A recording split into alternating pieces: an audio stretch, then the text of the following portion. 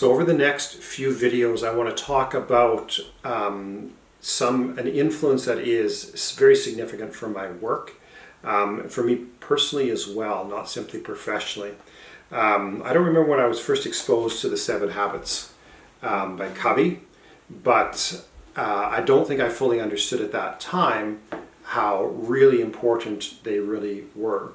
And I did eventually. And so what I want to do in these next series of videos is I want to break down kind of the key parts there. The original book, The 7 Habits of Highly Effective People. Another great book is The 7 Habits of Highly Effective Teens, written by Covey's son. Another book by Covey's son, The 7 Habits of Happy Kids, which I also think very highly of.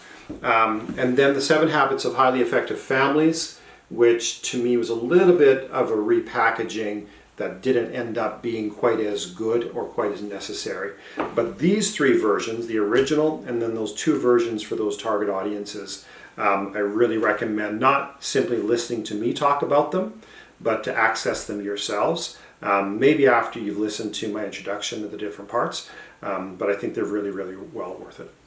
The 5th of the habits, and the 2nd in the public victory, is to seek first to be understood. I'm a big fan of Francis of Assisi, and there's a prayer that's attributed to him that really kind of articulates this in a more extended way. But basically what is being said here is in our communication with other people, and communication is essentially the heart of what relationship is. In our communication with other people, it is our responsibility to understand the other. Yes, you do the best job that you can in making your own message clear. But your ultimate responsibility is, what am I hearing from the other person? Am I getting this accurately? Because communication is the way that we share with one another. We share ideas, we share our desires, we share our hopes, and we have all kinds of relationships, professional relationships, romantic relationships, other type of familial relationships. And so we do that in the way that we communicate, which is not only verbal, but much of our communication is verbal.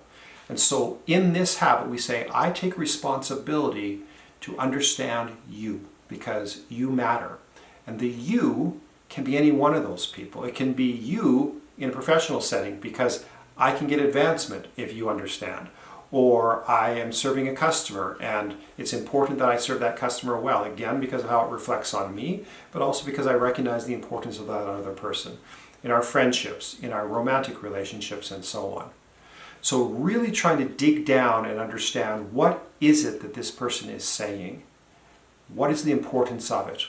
What's the detail? Make this clear, right? And do that work.